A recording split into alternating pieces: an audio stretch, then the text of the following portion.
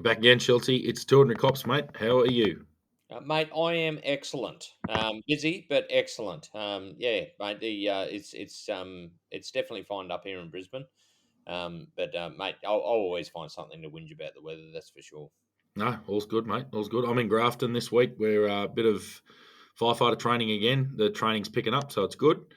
But yeah, no complaints at all. I've had a hell of a weekend. Anzac Day again last week, like we said. My wife's 40th, so it's been pretty busy. Lots of family around, and we're sort of back into the rhythm of things. But a few shout outs, mate.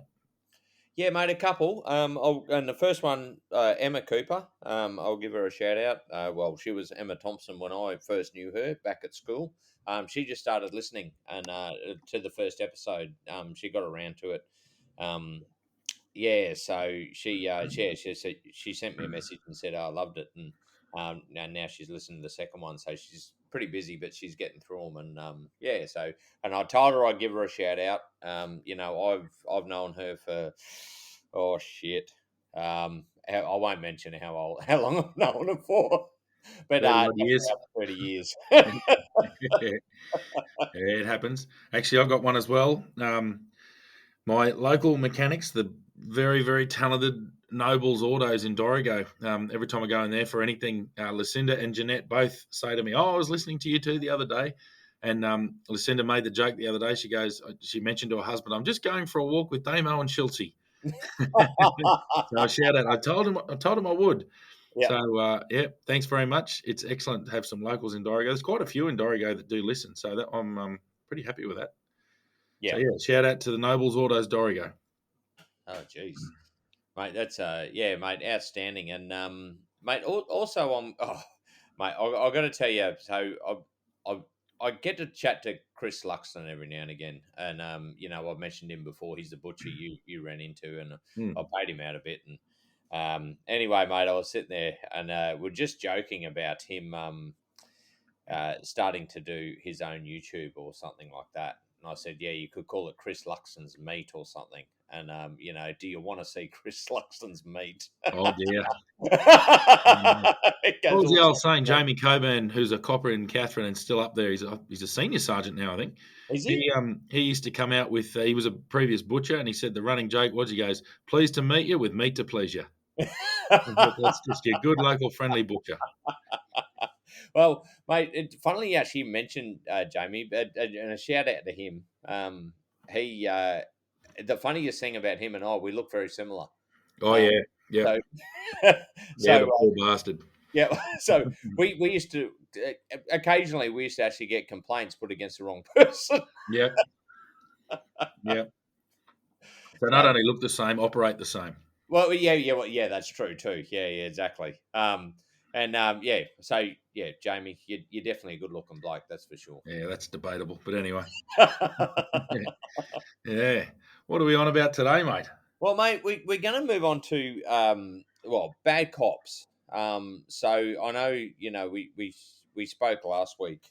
Um, uh, yeah, I mean about a number of different things, but we and there's been a few people contact us about like when you work with either bad cops or people you don't want to work with and so on and so forth. But probably before we do that, we're just going to give a bit of support to Finney.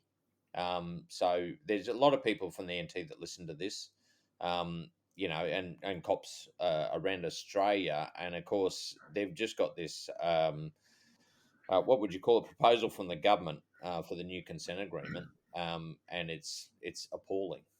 Yeah, actually, I'm surprised. I thought there'd be a bit more support, um, given the change and the tough talk on crime and all the rest of it. I'm actually a little bit surprised that I haven't looked at the absolute details of it, but they're talking about the removal of departmental housing in Darwin.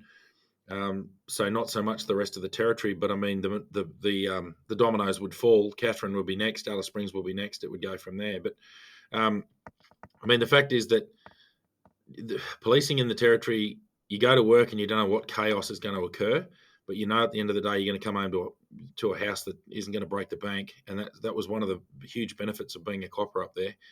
And to remove departmental housing from Darwin, or even have it on the table, you're just destroying retention. Like, it's just ridiculous. I don't know what they're thinking. I'd like to have been a fly in the room when that decision was made, and it just flies against everything they talk about with retention. So a 3% increase, you can get out of the police force and go and join the mines and make as much money for nowhere near the responsibility. And it's just, yeah, I mean, I'm not certainly not belittling the mines. I'm not, it's a hard lifestyle, fly in, fly out, all the rest of it. But policing is absolutely brutal in the NT. It's brutal everywhere, but I don't know. From what I've heard, it seems particularly brutal in the NT. It can be very rewarding, but it's extremely full on. Yeah. And yeah, I think this flies in the face of retention. So and recruitment. So you're Well, going to have housing, but no cops to put them in. Oh, Jesus. yeah, and then they're talking about other incentives, but it's just not even like if you look at the comparison, it's just ridiculous. Yeah, We'll look later on. We'll get some more details and we're going further into it. But just Finney, mate, we're 100% behind you. I don't think what you said was accurate. It's just an absolute joke. So yeah. He's a very impressive bloke, my mate Finney. Our mate, he is. he doesn't hold back. If he gets a bee in his bonnet, he goes at it. He's not afraid to make enemies in high places, which is exactly what you want in that role. So I think Yeah. he's a perfect bloke for the job, and he certainly got my support, got your support, I know. So Yeah, mate. Yeah, definitely. And look, even like coming from me, I had my problem with the police association in the past, and long before Nathan Finn was in there. And part of it is because they weren't acting like Nathan Finn. And I'll tell you what, if he was there back then, there's no way in the world I would have had a complaint. So yeah, no, that's for definitely. sure. Yeah, but what we're talking about, the dealing with working with bad cops, and I think we're going beyond this. It's not so. I think one thing is, every workplace has got people you do like working with and don't like working with, and we've sort of spoken about that a bit in the past. I think what they were getting at was, did you ever meet any proper bad cops, as in criminals? And unfortunately, yeah, I did. I knew well too, and I didn't know the first one well, but I knew of him, having worked in the drug squad kind of area. And this goes back a fair while. So this is back to 20. I don't remember the year. It was early 2010s Yeah. where a pretty well known member of the drug squad actually got arrested for basically what he was doing. He was always pretty keen to be the forensic officer or be the what do you call it? The officer that seizes Exhibiting officer. the exhibits Yeah. officer. That's what I'm looking for. So he was pretty keen to be the exhibits officer all the time when they were seizing drugs, and it was noticed fairly quickly that there was a bit of a difference in what they were thinking they were seizing from the actual search warrants and things like that, and what was actually appearing in evidence. Yeah. And I mean, I don't know how he thought he'd get away with this. It's so well scrutinised that it's just unbelievable. But um, he was a fellow who was a particularly talented intelligence officer, and it could be because he was actually involved in the drug game himself, which is probably what it was.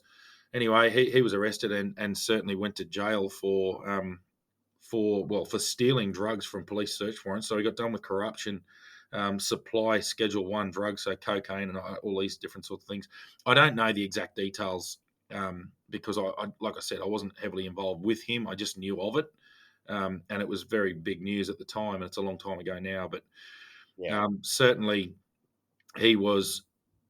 That was a shock. That was the first time I'd ever gone, bloody hell, I've met him, I know him, and he's now in prison for doing this shit. And it's like, why? What would drive you to do that? What level of stupidity would you think that you're ever going to get away with stealing drugs from a search warrant? Well, mate, that's exactly right. And look, what I've spoken about before is camaraderie in the job actually helps get those people as well. I know one of the things that twigged officers was the fact that one of the when they were doing the interview with one of the guys they seized drugs for, they actually gave the amount that they seized, and he said, "Hold on," he said, "I shouldn't be saying that, but there should be more there." Yeah, And that was one of the things that actually made and Twig going, well, hold on a minute. yeah. This It's, is what the exhibit officer has weighed in. Like yeah, that's we talk about trust. Talking about teamwork. One of the biggest ones is trust. mm, And if you can't trust your members, because the thing is, the actions of one person taints the entire police force for a very long time. It's straight away. I remember going to war and say, "Hey, you buggers are just you're going to take them. You're going to smoke them. You're going to do this." It's like, mate, and yeah, all of us are just like, "You're a fucking idiot," as if we're going to do that. But the fact is, someone did. So it's almost legitimate concern on behalf of the people you're arresting that you're going to stitch me up. You're going to benefit from this through your own corruption. And Yep. that's where an absolute disdain and a complete lack of trust in police has grown from. No one hates a corrupt copper more than a cop, No, more than you're an honest right. copper. Yeah, Yep. Yep, mate, you're dead right. And because the problem is it discredits us, and especially the good cops. And look, I can tell you, the percentage of good cops is well and truly, it's yeah, probably 90, 95%. I don't, I can't say a percentage, but I tell you what, there's very, very few bad cops. yeah, mate. 15 years in up there, I never saw anything like that. There was a few I didn't like certain people because you just don't get along with everybody. But I tell you what, I never suspected for a second they were criminals. I just thought they're a bit of a dick. Yeah, Like there was plenty of that. There were people you didn't like working with because they weren't fun. Like I don't know, I like to enjoy the job and have a bit of There were times it was extremely serious, but there yeah, are other times where you got to have a laugh. You got to get in the car and enjoy the conversation you're having with your partner, and that's at the GD's level. But even within criminal investigation, you're operating at a level that's a little bit more complex, and the matters require a little bit more depth of investigation. And yeah, you're operating in close proximity in an office, and it's just good to have a bit of banter and get along with people. And I've certainly worked in offices where it's like, oh man, this is just hard going. Like this is hard yeah, work. It shouldn't be like this. yeah. I mean, that's the lower end of the scale. I think what we're talking about today is, did you know any criminal cops? And unfortunately, I knew two very serious criminals in my time who were serving police officers, and I've spoken about one just then. I think I'll cover mine. Have you got any at all? Mate, I've only got look. I know of those two you're Yeah, talking about. I never really met them personally. yeah, I knew of them, yeah. but I never was close to them at all. But I definitely know that we're a small police force, mate. We and it pass information on pretty quickly amongst the members. But mate, I've only there's definitely some questionable ones in the fact of stepping over the line. And I can honestly say we shoved them out of the police force pretty quickly because we didn't accept their behaviour. But it never got to the criminal um, Yeah. sort of line. But there was definitely some. And before you go on to second one, you just mentioned something there before. One of the best people I actually worked with, talking about good people to work with, was Jason Dingle. And probably he probably got one of the most complaints out of any police officer. But I tell you what, we used to go to the jobs. He's a bit like working with you, just not as many complaints. Um, but I'll tell you what, and there's times when you go to work and you're feeling a little bit flat, and I'll tell you what, like his energy would just boost you, and you just go, yep, we're getting into it, and we're going to do this, and we're going to do this. And there's times I remember he came to work, and I said, no, let's go out, we're going to smash this and all. And as soon as you bounce off each other, you get motivation off each other to actually go and it's amazing how much you can fit into a shift when you're working with like-minded people and getting Oh the yeah. And a lot of the fun we used to have was we'd have fun with punters. A lot of our entertainment and it came from having fun with people and not at their expense, like having fun with people out in the street. So average citizens going about their day or night or whatever they're doing. That was a lot. If you had the same sort of fun energy about it, and then you could switch on and be serious when you need to, and then back it back off and just chill out and do your job. yeah, Obviously vigilant, but you still just have a sense of it's like quiet alertness. You just sort of you're not you're alert. You're not certainly not alarmed. You're just alert. So you're heading along. You're keeping your wits about you, but you can relax a bit with people just having fun. And a great example of this was, and I've mentioned it plenty of times, City Safe in Darwin. I had a fantastic crew in City Safe. We all had a brilliant, sick sense of humour. Like we're a pretty wild crew. And the thing was, we used to love a rat bag in the street. We used to enjoy a character, someone who's not being a criminal, not crooks. I'm talking about people who are just being rat bags. They're just having a bit of a night out, and they're up being a bit cheeky, and we used to enjoy them as long as their attitude was all sweet and having a laugh with us too. Sweet. I remember walking past. A lot of people see the police and they sort of go, "Oh, geez, I'm sitting in a pub and there's the cops," and there'd be four of us walking down the street. I remember I walked past a bloke outside their Six Tanks Brewery in the main street of Darwin, so Mitchell Street, Darwin. And anyway, he's sitting down with his partner. They're just having a meal and they're having a few drinks. And I walked by and said, "Oh, g'day, boys. How you going?" I said, "Yeah, good, mate." And I said, "Mate, I'll swap you." And I said this to him. I said, "I'll swap you." And he sort of looked at me going, "Huh?"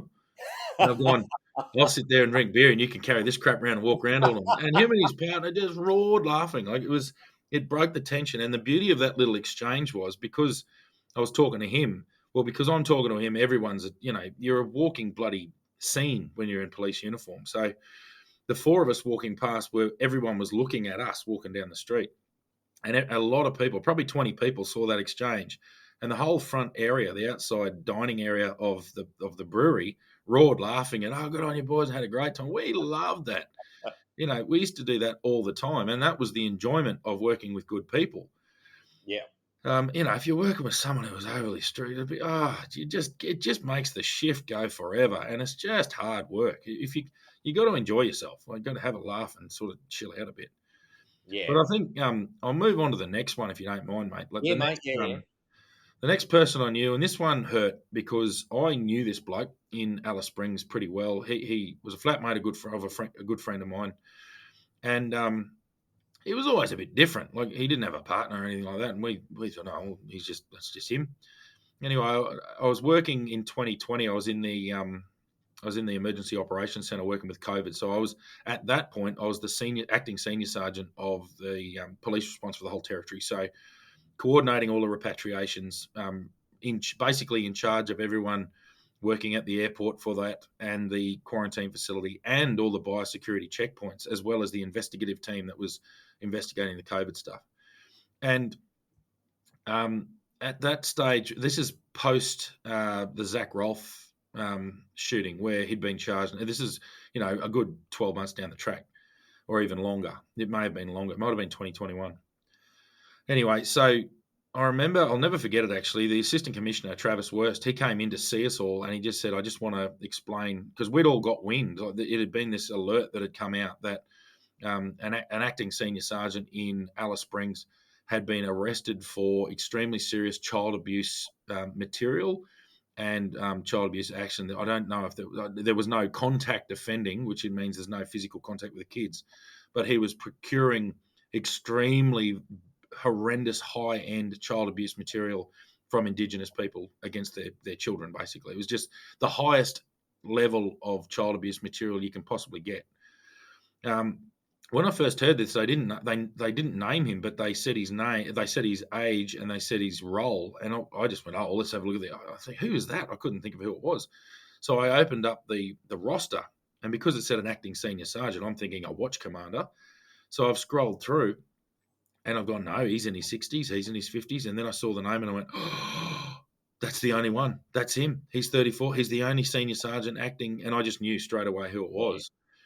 And I was dumbfounded. It was shoved sideways. But then when that initial shock moved on, I had this burning hatred. I don't know, this may sound harsh, but I wanted to be on the arrest team to just go, "How dare you?" Like, I knew the guys who'd carried out the search warrant and seized his computers and all that sort of thing. It was a multi-agency job. It was an AFP and NT police operation. And anyway, the search warrant was carried out by Northern Territory Police and Australian Federal Police, and then the prosecution was provided through the NT police channels. Anyway, and I know there was a bit of a carry-on in the watch house. You got to remember, this is a person who was a watch commander, so he's a high-ranking police officer amongst all those people. All of a sudden, he's now a prisoner, but he's one you don't joke with. Like, we might have you might have a little bit of banter with people who are coming and going for minor offences or for being drunk or whatever, and it's not at their expense. It's just there's just banter. Like, you're not there to punish them. You're just part of the process. But I I don't think I could have maintained my professionalism if I had known the allegations against this person and having known I've had beers with this bloke. So that would have been, I just had a hatred for him, an immediate, extreme hatred. And I still hold it. I despise him for what he's done. He's been convicted. He's serving quite a few years in prison in Alice Springs now. But what I'll point out is, yeah, sure, there was a terrible child abuse pedophile amongst the police force. But who arrested him? Yeah. My mates. Who Exactly. prosecuted him? Who hunted him down in that investigation and threw the book as hard as they could at him? Was the police. It was the other cops who did it. Yep. So, he comes out, and I think the Alice Springs community were in shock as well because he was quite well known. He was a long serving member down there, and he'd worked in remote areas where he had a pretty good reputation. But I think those remote areas where some of this offending did come from, and just that level of that breach of trust was so extreme. Yeah. And I completely supported the prosecution.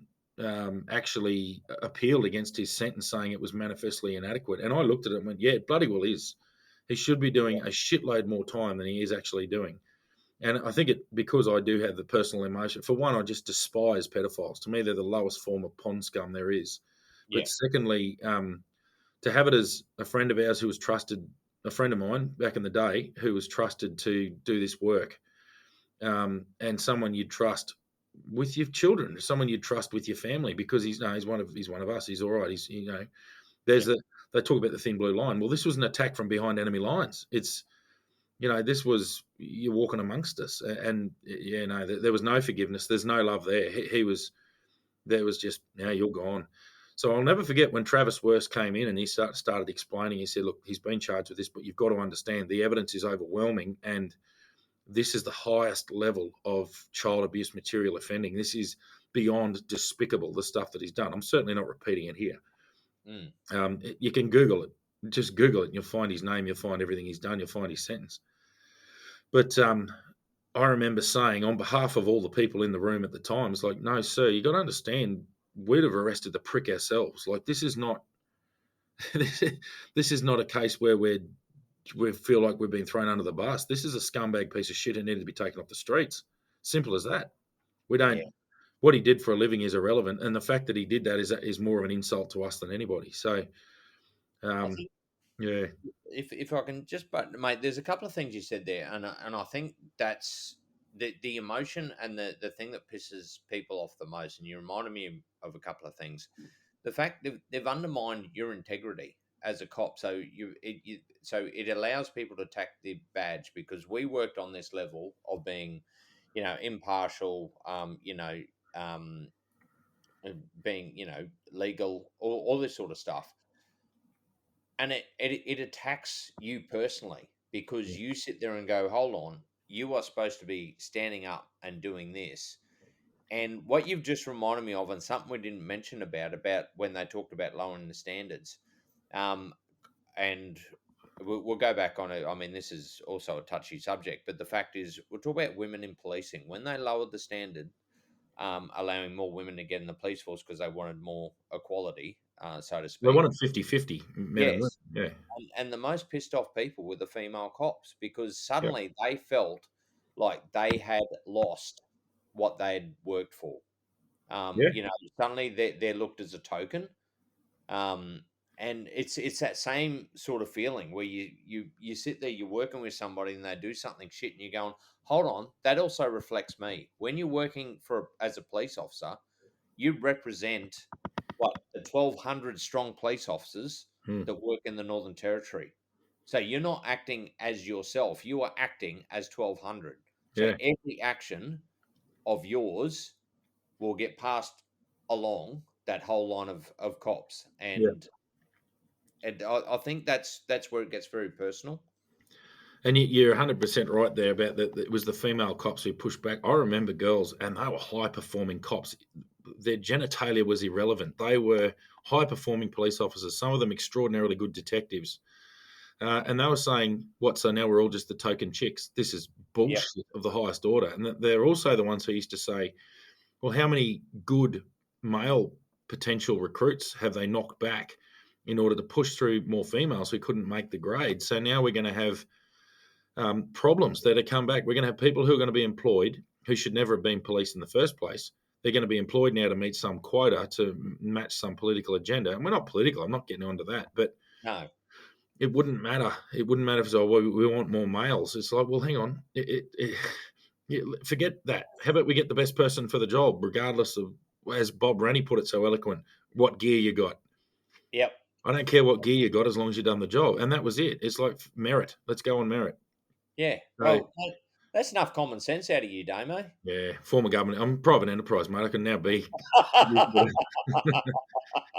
So yeah, no, it was definitely the girls who fought back against that. There was a lot of them who said this is rubbish. Yep, And when it comes to the lowering of the standards in general, forget male female. That's not good. I'm sorry, but do things to attract better people. Don't lower the standards to just load numbers, because we've spoken about this before, and I think we covered it fairly well. We're setting people up. For one, we're letting the community down, like I mentioned in the episode where we did speak about this. You're going to let the community down with police officers who aren't of the caliber that is expected by the community. And secondly, you're going to let them down because they may not have the psychological wherewithal to actually deal with what they're going to be exposed to. And we're going to create massive mental health problems in them further down the track. yep.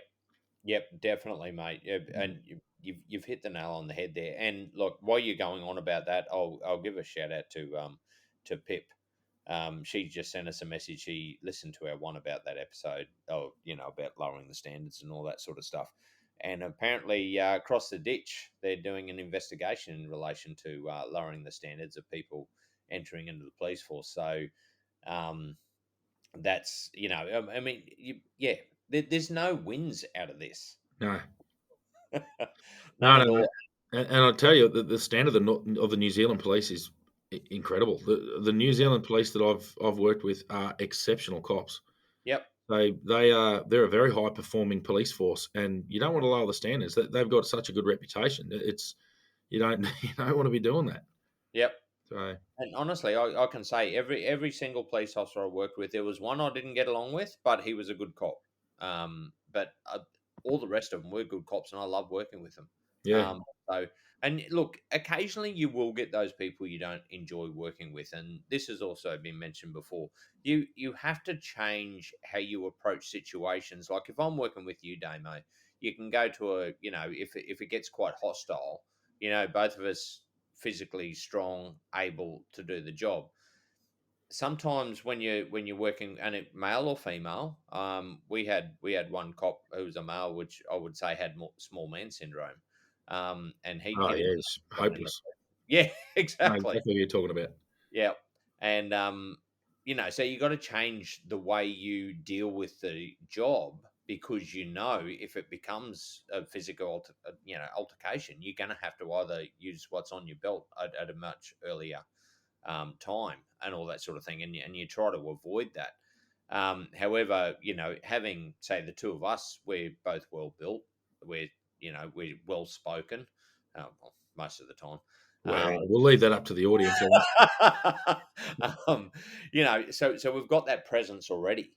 Whereas you get someone that's got small man syndrome, and look, on the other side as well, I remember working with and this is nothing about the gender thing, but one female one night, and we locked up this guy he was big, he was a Warlpiri, so quite a big Aboriginal bloke and very strong and powerful, and it was a domestic, and we arrested him, and we're taking him to the cage. He was compliant, completely compliant. There was nothing, and we've just got him in the normal, escort hold, but not putting much pressure on. We've just got him so we can feel any tenses and all that sort of stuff. And she's in his ear telling him how much of a dirtbag he is. Yeah, so Of she's course, escalating the situation. that's right. And then he turns around and goes to hit her, and I end up in a fight with him. And anyway, managed to after probably a couple of minutes of wrestling and fighting and all that sort of thing, get him in the cage. No help from her, and then we closed the cage, and she said, "Thanks for that. I can't fight very well." And I just turned around and I said, "Well, stop fucking picking him. Yeah, I'm not here to yeah, fight. I'm here to do my job at the lowest amount of force that I possibly can. And yeah, you've made me escalate my use of force." yep. Actually, there was a fella in Darwin. I didn't have a lot to do with him, but I did sort of know him a bit. He was a very junior probie Connie, and he was rightfully sacked very early on. I totally agreed with his sacking. Anyway, he was extremely confident. Used to wear all the flash clothes and all the rest of it, and thought he was yeah, just loved it. Just thought he was the bee's knees. Used to walk around like he was king. And anyway, he on body. This is how arrogant the guy was on body worn camera. He's there basically calling this guy out for a fight. Who come on? You want to fucking go? I'll take my belt off. Yes. All this shit. He's a probationary constable in City Safe, calling this guy out for a fight. And old mate's going like, piss off. Like, what are you on about? You meant to be the cops, mate. It was just this escalating. And even then, he was so arrogant that when he was questioned on his behaviour, he would come to my friend. So a friend of mine was his sergeant, and he basically reported him for it. And Mm. he's just, I remember the conversation because I think there was a shift changeover. He's gone, this bullshit PSC picking on me. And he's, to his credit, the sergeant's gone, mate, do you think for a second that is what we do? So, yeah, we get in a lot of blues. We don't start them. We fix them. We finish them. We remove the offenders. We stop the problem. We de escalate situations. We don't start the fights. We aren't the Gestapo. Like, you're in the wrong job, mate. And Yeah. he was. And he got sacked, which I was happy with. I actually agreed with that sacking. Yeah. And anyway, he tried to play victim. It's like, mate, you're in the wrong job. You've got an ego beyond recognition. I actually think he was a narcissistic sort of bloke, and he just could not, for the life of him, see his wrongdoing. So yeah, he was very rightfully put out of the police force, which was a good outcome for the police and more so for the community. Yeah, definitely. And this is something that I talk about. This is what camaraderie and all that. You get a police force that acts in that manner, and we will stomp out those that will affect our integrity. I mean, that's just yeah, that's what we do, and Yeah, I think that's so they talk about all this stuff and I keep on going about the police club because that was one of it. It was about building that reliance on each other and getting to know everybody and all that sort of thing.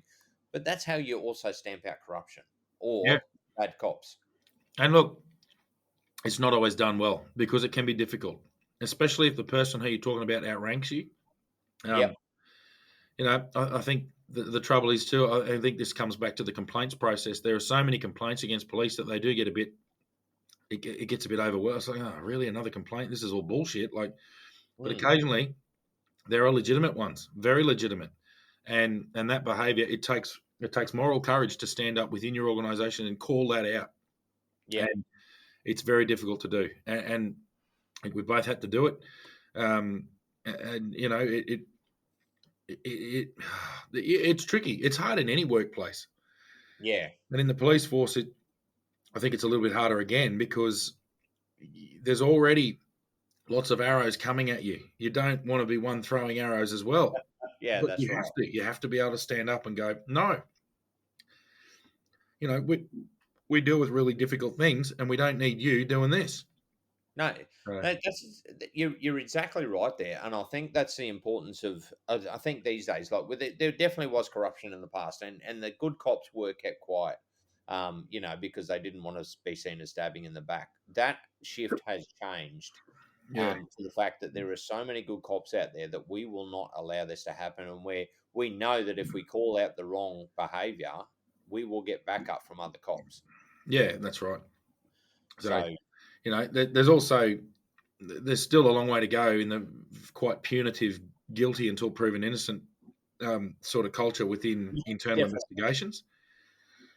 But it's a very, very tricky balance because you've got to maintain the morale and the rights of a workforce, being the police force, who are dealing with confrontational, unpopular decisions where someone feels aggrieved because they've been held accountable for their behaviour and they've fought back.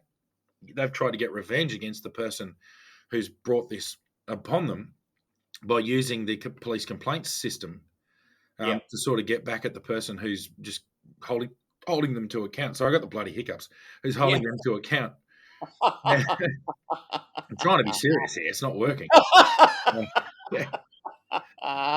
So, oh, geez, what do you do anyway? Yeah. So, yeah, you're trying to push back against that complaint, that system, but then you've also got to use that system and stand up and go, no, I'm not tolerating this, and that gets even more apparent as you climb the ranks. As you go up through the ranks, you are the one responsible for the conduct of your crew. So if you're the sergeant, if you're the shift supervisor, you're ultimately responsible for the conduct of your crew.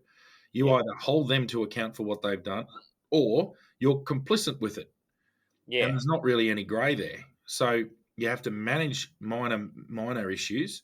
Yeah, sure. There's a bit of discretion there. You might be able to deal with something in a managerial way. It might be a learning process. But in the case of this bloke, there was no learning. He was not willing to be spoken. He barely called you sergeant. He had Yeah, no respect for rank. He was like, "Who are you to talk to me? Like, I know what I'm doing." It's like, mate, you've been in the job for about precisely 2 seconds. yeah, So how about you listen and how about you learn and you follow the people who've gone before you and you realize what they do well and you actually learn. Man, he was the wrong person for the job and he's gone. So it worked out yeah. well in the end. Oh, it's funny that like another comment, another copper message that came in a while ago, and they oh shit, I've completely lost my fucking train of thought with your hiccups, mate. You got sorry, mate.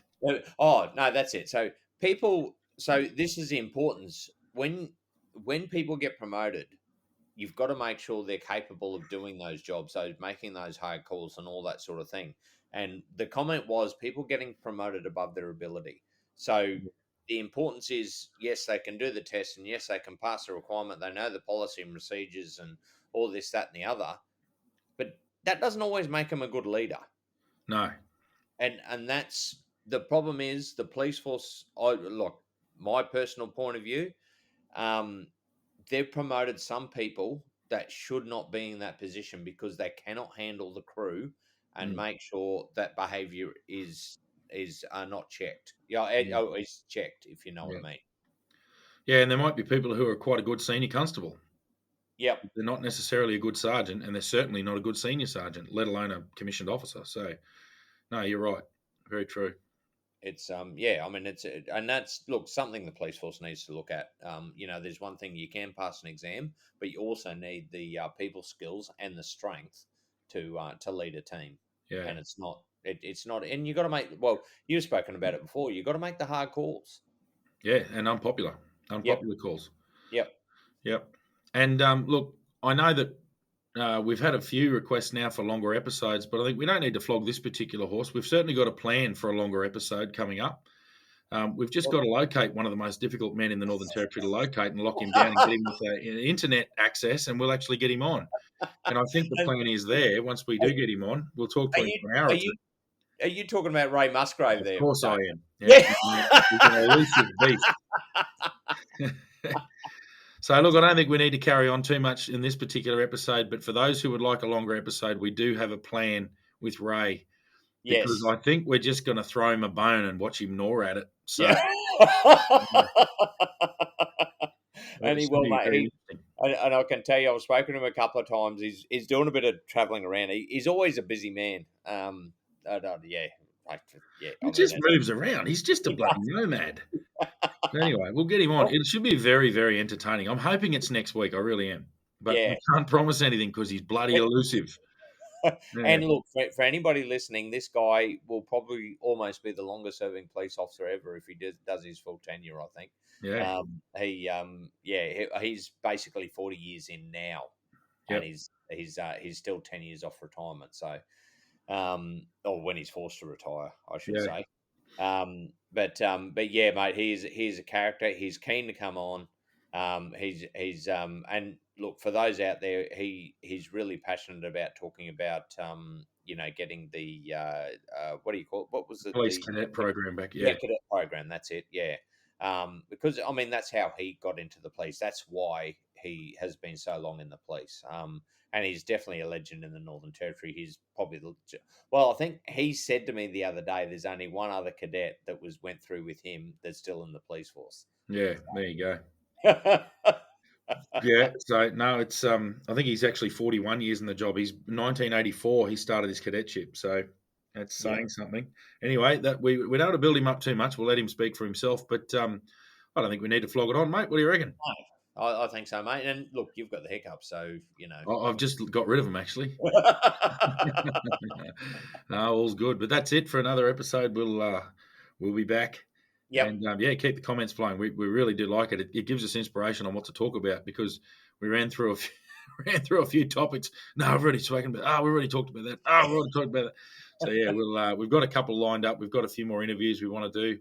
A few of the people are a little bit difficult now to get in touch with, but yeah, we'll get there. We'll certainly get there. Well, unfortunately, and some of these people in the job, and the job has, I mean, over the years, and cops that actually do it these days, no, it's just getting busier and busier. So, trying to juggle all the workload and all that sort of thing. But no, we definitely have some really good people to come on, and some really good stories to tell. And look, I'll also throw out there for especially NT cops, but even any other cops. Um, any concerns you have about the consent agreement, like what the government's come up with, just send us a message. We're happy to mention it, and we won't mention names or anything like that. But yeah, I mean, let us know your thoughts, Yeah, like where you sit, because we're here to support you. We like we said, our main vision is to actually support the cops on the road. So yeah, definitely. yeah, so get in contact with us and let us know. Very good. Right, we'll talk to you next week. All right, we'll see you then.